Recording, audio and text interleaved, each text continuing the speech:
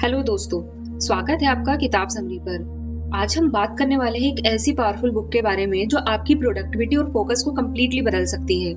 Deep work by Cal Newport. आज की दुनिया में डिस्ट्रैक्शन की कोई कमी नहीं है। हर जगह नोटिफिकेशन, सोशल मीडिया, ईमेल्स और मीटिंग्स ने हमारे माइंड को शैलो बना दिया है। हम पूरा दिन बिजी तो रहते हैं लेकिन ट्रूली प्रोडक्टिव नहीं होते।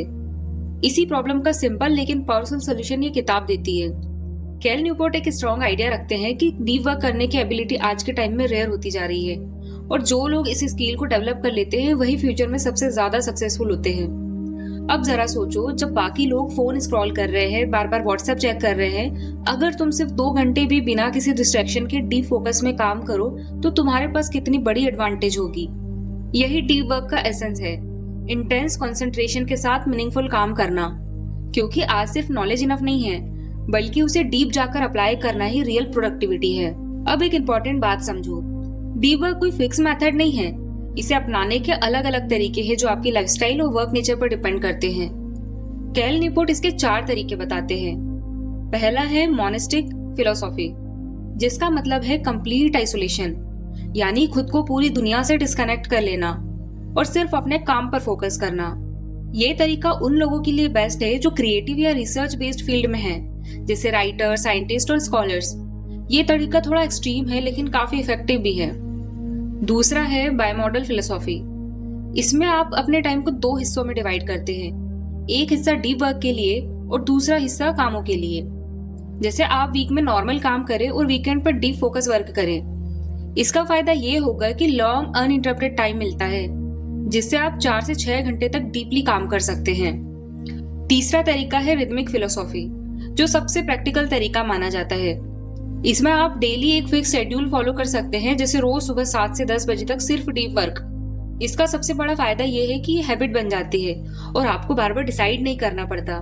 जैसे जिम जाने की हैबिट बनती है वैसे ही फोकस की भी हैबिट बन जाती है। और चौथा है जर्नलिस्टिक फिलोसॉफी। ये सबसे फ्लेक्सिबल तरीका है जिसमें जब भी आपको फ्री टाइम मिले आप उसे डीप वर्क में कन्वर्ट कर देते हैं। जैसे जर्नलिस्ट किसी भी मोमेंट डीप थिंकिंग में स्विच कर लेते हैं। लेकिन ये तरीका बिगनर्स के लिए थोड़ा टफ है क्योंकि इसमें इंस्टेंट फोकस कंट्रोल की जरूरत होती है। अब सवाल ये है कि इन चारों तरीकों में से कौन सा तरीका सही है। इसका आंसर काफी सिंपल है। ये पूरी तरह आपकी लाइफस्टाइल और वर्क टाइप और आपके डिसिप्लिन पर डिपेंड करता है। हो सकता है कि शुरुआत रिदमिक मेथड से करें और धीरे धीरे बायमॉडल या मोनेस्टिक अप्रोच की तरफ बढ़े। लेकिन ये एक बहुत इंपॉर्टेंट बात समझनी जरूरी है, डीप वर्क करने के लिए डिस्ट्रैक्शन हटाना इनफ नहीं है बल्कि अपने माइंड को ट्रेन करना पड़ेगा। जैसे बॉडी को स्ट्रॉन्ग करने के लिए वर्कआउट जरूरी होता है, वैसे ही माइंड को शार्प बनाने के लिए डीप वर्क जरूरी होता है। अब इमेजिन करो, अगर आप रोज सिर्फ 2 घंटे डीप फोकस में काम करते हो तो सिर्फ 1 महीने में आपका आउटपुट एवरेज लोगों से कई गुना बढ़ सकता है। यही डीप वर्क की रियल पावर है, कम टाइम में हाई क्वालिटी आउटपुट। और बात सिर्फ प्रोडक्टिविटी तक लिमिटेड नहीं है, डीप वर्क आपको एक अलग लेवल का सेटिस्फेक्शन भी देता है। जब आप बिना इंटरप्शन किसी काम को पूरा करते हो तो अंदर एक अलग ही इनर पीस और क्लैरिटी फील होती है। लेकिन चैलेंज ये है कि डीप वर्क इजी नहीं है क्योंकि हर चीज आपका अटेंशन खींच रही है।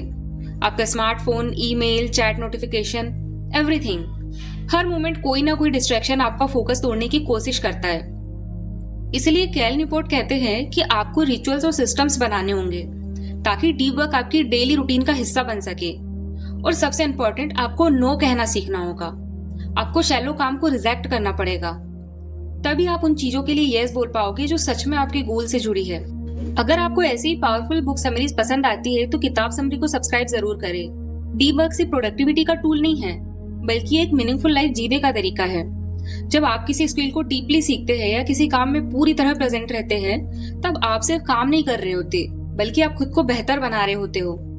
तो आपको प्रोग्रेस और प्राइड दोनों फील होता है, चाहे आप स्टूडेंट हो, प्रोफेशनल हो या क्रिएटर। अगर आपने डीप वर्क सीख लिया तो आप बाकी लोगों से अलग खड़े हो सकते हो क्योंकि आज की दुनिया में फोकस ही एक सुपर पावर बन चुका है। इसलिए अगली बार जब आप काम करने बैठे तो कॉन्शियसली डिसाइड करें कि आप डीप वर्क करेंगे। शुरुआत थोड़ी मुश्किल होगी लेकिन धीरे धीरे आपका माइंड शांत होने लगेगा, आपका काम बेहतर होने लगेगा और आपकी ग्रोथ सच में दिखने लगेगी। जब आपको समझ आएगा कि डीप वर्क सिर्फ एक टेक्निक नहीं है बल्कि एक माइंडसेट है। कैल न्यूपोर्ट एक और इम्पोर्टेंट बात बताते हैं कि आज की बहुत सारे ऑर्गेनाइजेशन में शैलो वर्क कल्चर बन चुका है इसका मतलब है कि लोग दिन भर ईमेल्स भेज रहे हैं, छोटी छोटी बातों पर मीटिंग्स कर रहे हैं और हर चीज का इंस्टेंट रिप्लाई एक्सपेक्ट कर रहे हैं। ऐसे एनवायरनमेंट में सबसे बड़ी प्रॉब्लम ये होती है कि आपको सोचने का टाइम ही नहीं मिलता, कोई ब्रीदिंग स्पेस नहीं होता और बिना उस स्पेस के डीप वर्क पॉसिबल ही नहीं है। अब सवाल ये है कि अगर शैलो वर्क इतना डेंजरस है तो इससे बाहर कैसे निकले। तो इसका पहला स्टेप है अवेयरनेस। जब आप समझना शुरू करते हैं कि कौन सा काम डीप है और कौन सा सिर्फ टाइम वेस्ट कर रहा है, तो आप कॉन्शियस डिसीजन लेना शुरू करते हैं। आप खुद से पूछते हैं, क्या ये टास्क मेरे गोल से जुड़ा है? क्या ये मेरी लर्निंग या क्रिएटिविटी बढ़ा रहा है? अगर आंसर नो है तो उस काम को मिनिमाइज करना चाहिए या ऑटोमेट करने की कोशिश करना चाहिए।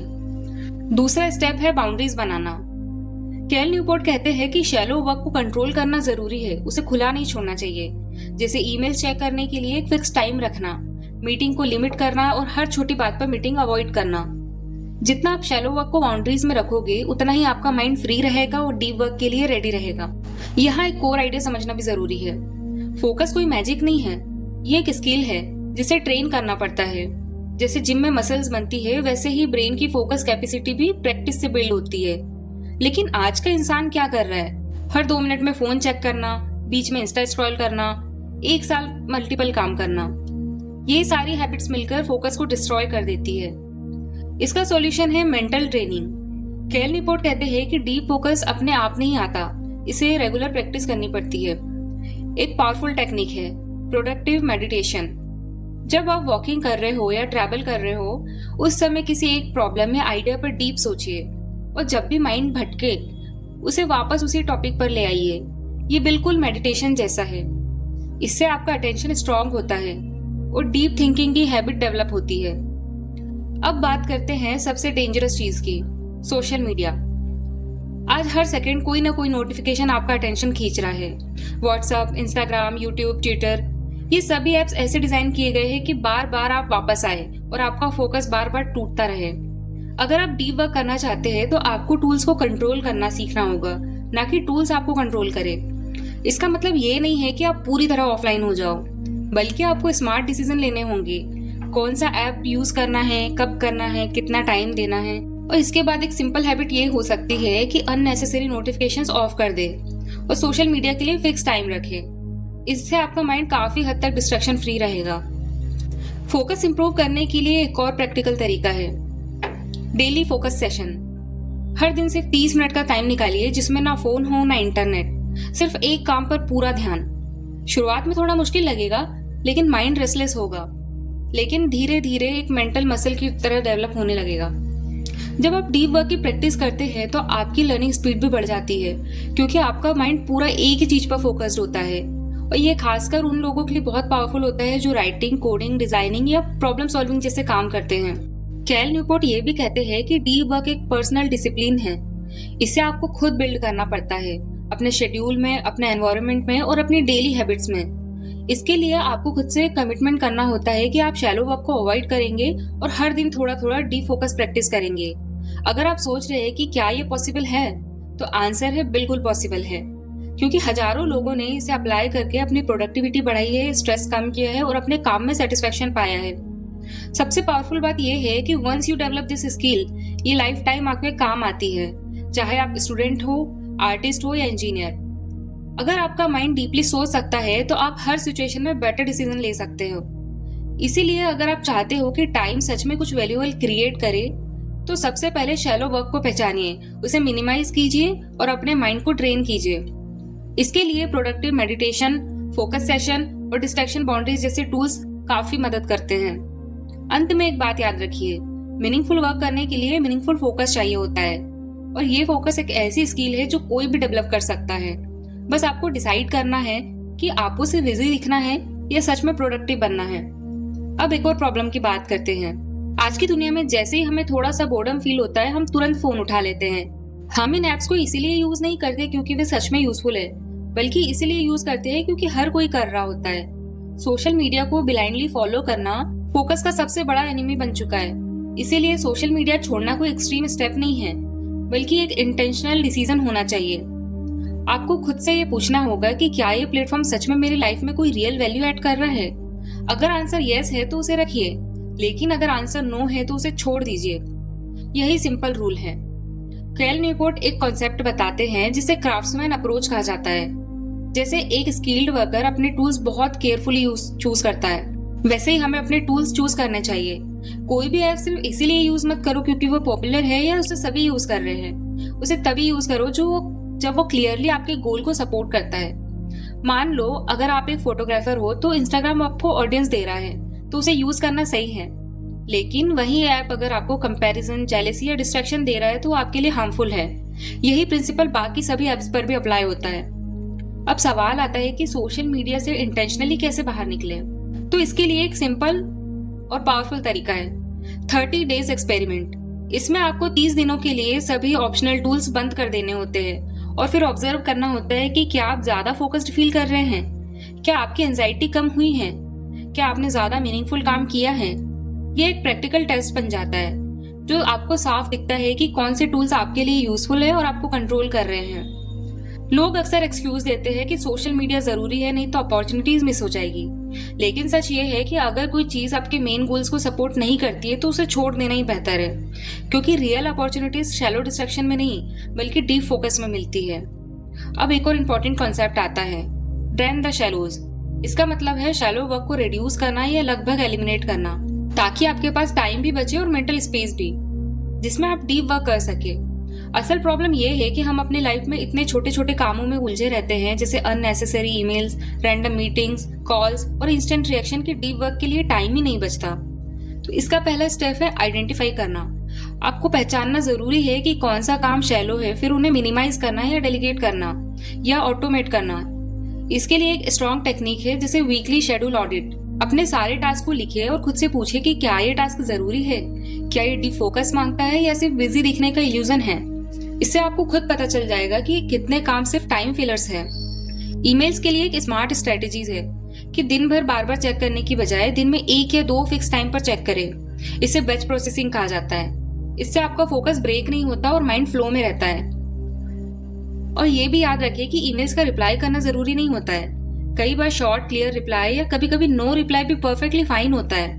अब आते हैं सबसे पावरफुल सिस्टम पर, टाइम ब्लॉकिंग। इसमें आप पूरे दिन को अलग अलग ब्लॉक्स में डिवाइड करते हैं और हर ब्लॉक में एक स्पेसिफिक काम असाइन करते हैं, जैसे मॉर्निंग में डीप वर्क, आफ्टरनून में शैलो वर्क और इवनिंग में रेस्ट। इससे आपको क्लैरिटी मिलती है, डिस्ट्रैक्शन कम होते हैं और आपकी एनर्जी सही डायरेक्शन में लगती है। ये भी सच है कि शैलो वर्क पूरी तरह खत्म नहीं होगा, लेकिन उसे कंट्रोल किया जा सकता है। एक आइडियल बैलेंस होता है, जैसे 90% डीप वर्क और 20% शैलो वर्क। जब आप कॉन्शियसली ये बैलेंस बनाते हैं तो आपके पास ज्यादा टाइम, ज्यादा फोकस और ज्यादा सेटिस्फेक्शन आता है। और सबसे इम्पोर्टेंट, आपको ये फील होता है कि आप सच में प्रोग्रेस कर रहे हैं। अब इमेजिन कीजिए अगर आप हर दिन 30% टाइम शैलो कामों में और 70% टाइम डीप वर्क में लगाते हो तो सिर्फ 1 साल में आपकी ग्रोथ कितनी मैसिव हो सकती है। यही डीप वर्क का प्रॉमिस है, इसके लिमिटेड टाइम और एनर्जी को बेस्ट पॉसिबल डायरेक्शन में यूज करना। अब खुद से ऑनेस्टली पूछिए, क्या ये ऐप्स सच में आपकी लाइफ में इम्प्रूव कर रहे हैं या सिर्फ आपका टाइम कंज्यूम कर रहे हैं। और खुद से ऑनेस्टली पूछो, क्या मैं शैलो कामों में फंसा हुआ हूँ या सच में इम्पैक्टफुल चीजों पर काम कर रहा हूँ। शुरुआत में ये चेंजेस थोड़ा अनकंफर्टेबल लगेंगे, लेकिन जैसे रिजल्ट दिखने लगेंगे आपका माइंड शांत होगा, क्लैरिटी बढ़ेगी और आपका काम बेहतर होने लगेगा। तब आपको समझ आएगा कि ये कोई सैक्रिफाइस नहीं है बल्कि एक स्मार्ट डिसीजन है और यही असल में इंटेंशनल लाइफ की शुरुआत है। हम सब ने कभी ना कभी ये फील किया है कि पूरा दिन निकल गया लेकिन कोई इंपॉर्टेंट काम पूरा नहीं हुआ। दिन भर बिजी रहे लेकिन अंदर सेटिस्फेक्शन जीरो। इसी प्रॉब्लम का सॉल्यूशन सिंपल लेकिन पावरफुल आइडिया से देते हैं। Schedule every minute of your day. इसका मतलब ये है कि अपने हर टाइम ब्लॉक को प्लान करना और हर मिनट को इंटेंशनल बनाना। अब आपको लग सकता है कि क्या ये पॉसिबल है या इससे लाइफ रोबोटिक नहीं हो जाएगी, लेकिन सच इसका उल्टा है। जब आप प्लान करते हो तो आप रिएक्ट नहीं करते, क्योंकि कॉन्शियसली एक्ट कर रहे होते हो और यही चीज आपकी प्रोडक्टिविटी को बढ़ाती है। टाइम ब्लॉकिंग का सिंपल मतलब है कि आप अपने पूरे दिन को अलग अलग ब्लॉक्स में डिवाइड करें, जैसे वर्क, रेस्ट, लंच, यहाँ तक कि स्क्रॉल टाइम भी। हर चीज एक फिक्स टाइम में हो। इससे आपका माइंड ऑर्गेनाइज रहता है और डिस्ट्रैक्शन अपने आप कम होने लगता है।